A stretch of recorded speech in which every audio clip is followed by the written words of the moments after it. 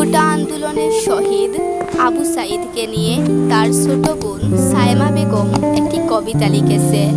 কবিতাটি আবৃত্তি করে শোনাচ্ছি আমি আফসানা শিকদার। বীর শহীদ আবু সাঈদ, সায়মা বেগম। রক্তে ভেজা শার্ট ভেজানো, রক্তে হাত বুলাই, আমার ভাইয়ের মৃত্যুর তারিখ 16ই জুলাই। কি দোষ করেছিল সে, মারলি কেন তাকে? মা তার ছেলে হারিয়েছে, বোন তার ভাই।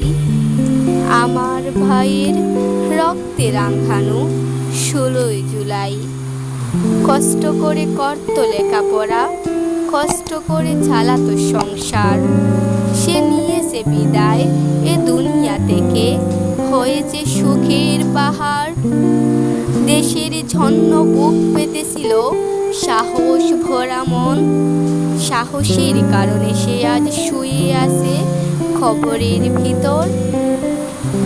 তুমি ভালো থেকো, আল্লাহর কাছে কোনো চিন্তা নাই।